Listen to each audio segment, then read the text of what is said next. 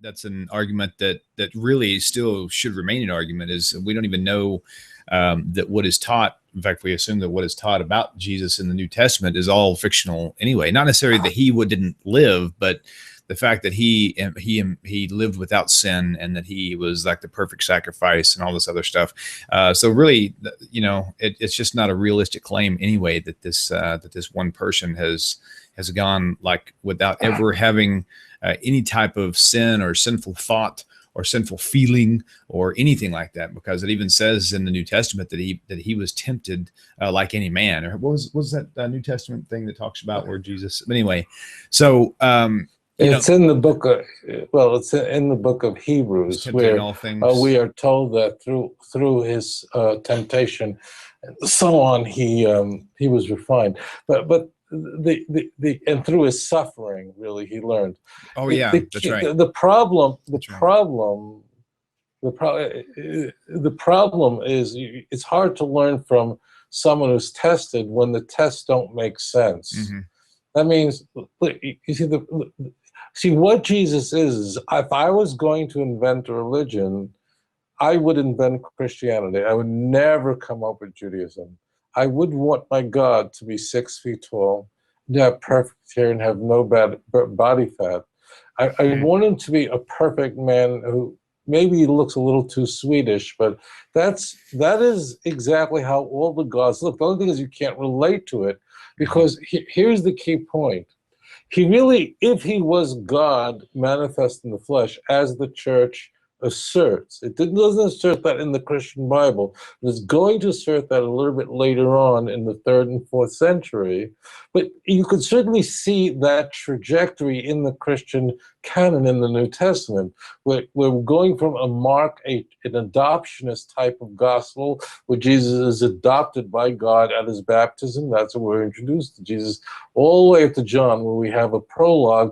We have our higher Christology. We could see with this thing as flying. We see the trajectory that we're going to wind up at Nicaea. It's very clear. If you want to know how did this sect of Christians go from an inauspicious group of Jewish followers of some whatever it is to Rome, how did it get from Jerusalem to Rome? It isn't hard to figure out. But here's the key point. If you are God, if you're the Son of God, what is the big deal that you never sinned? In fact, it means nothing. That's like me saying my computer is really holy because it never ate pork. Well, that's ridiculous. Right. That means it doesn't make sense. So people say, according to the Synoptic Gospels, he was tempted in the wilderness. Well, they don't even agree what the temptations are, but I want to ignore that. We are to believe that Jesus in the wilderness for 40 days, okay? And he's God, and he's hungry. And what's the temptation?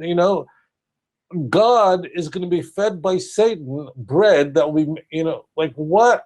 Like God needs bread? That's a temptation? That's not a temptation. A temptation is that you're on a conference. You've gone to San Diego for a conference, and when you're there, and your wife is not with you, or you're in Las Vegas for a symposium, and your husband is not with you, and then you have to remain faithful in a time of real temptation. Mm-hmm. God doesn't need bread. What does it mean? I'll take you to the top of the temple, jump off. That doesn't make any sense. Now, I should mention, it makes not a lot of sense, but a little bit of sense, because the New Testament authors, particularly the synoptic writers, do not see Jesus as God, but rather very subordinate to God. But he is still the Son of God.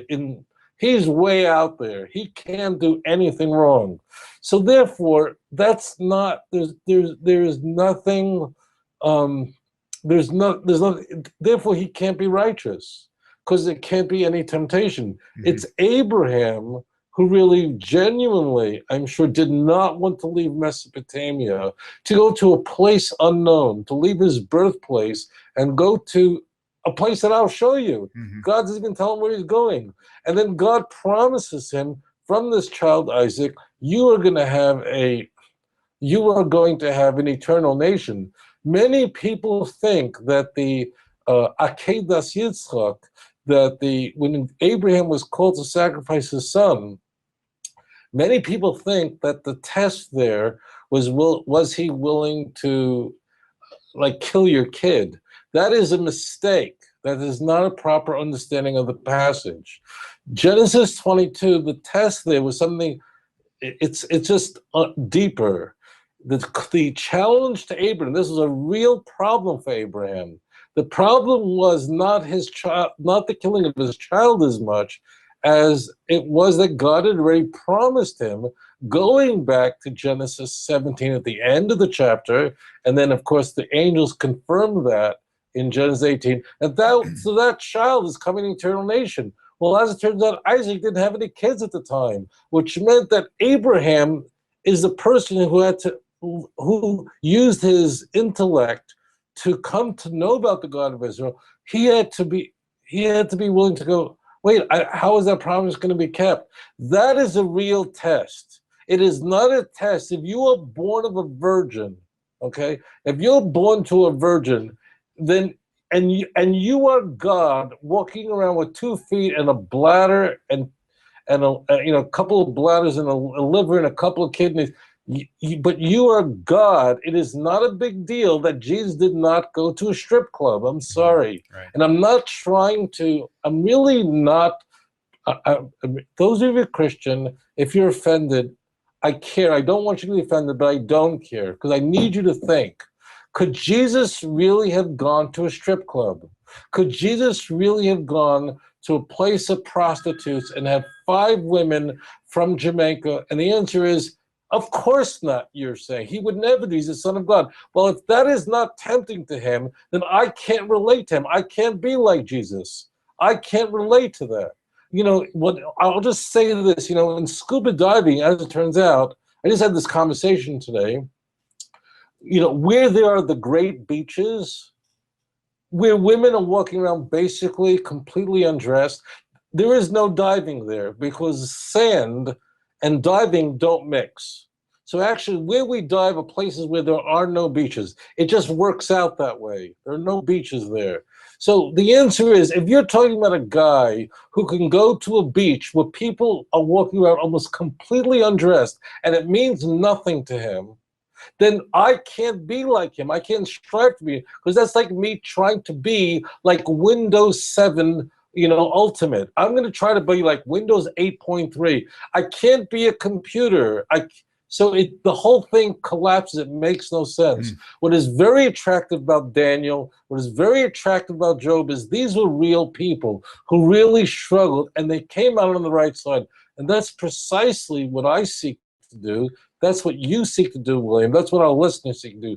But if I tell you, be like the Archangel Michael, or what?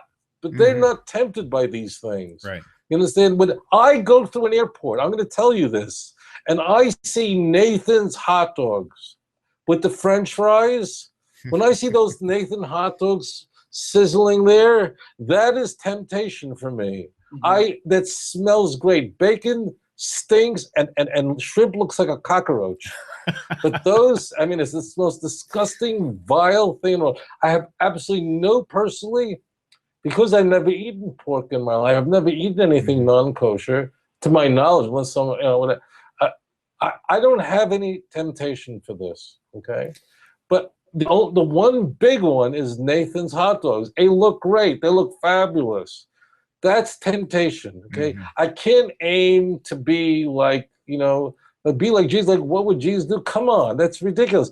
It doesn't make sense. The story doesn't make. You can aim to be like someone who struggled, who made it. Jesus didn't struggle. Now you would say he was tempted. He really was tempted. God really was like, what was Satan promising Jesus if he was God? Like, if he'll jump from the top of the temple down, like Satan, like, then he'll be what? He's God already. Like, and if he was actually tempted in all manner of things like men are, like the New Testament suggests, then that means, again, he wasn't God. He was a human being. Well, then, right. But then that means, right. And the New Testament actually says that God cannot be tempted. So it doesn't work. It's just what it is. Here is what it is that it's very attractive. It is very appealing. It is like when you're going through a supermarket and you're checking out. Now, they don't have that in Indonesia. because this is like a very religious thing. So they don't have these. I'm sure there must be magazines somewhere, but I don't see them. But in America, as you check out, they have those magazines like Cosmopolitan, whatever. Guys don't read this, but we see it on the front page. We see these women in there, and they look perfect. There's like nothing. Now, of course, they're photoshopped to death. And God only knows what's done to them before they even stood in front of a camera. So, but it is attractive to see when you see people who look perfect. And that's what celebrities are. They're attractive people who generally, not always, are morally completely corrupt or messed up. And they were all surprised that their lives are such a disaster. Like, why is their life such a disaster if they're so attractive? See, that's how we think, because we're dummies. Stop thinking that way. Mm-hmm. But that's what Jesus says. Jesus is man's attempt to create God in his image. Judaism is God's attempt to create man in his image. Right. Period.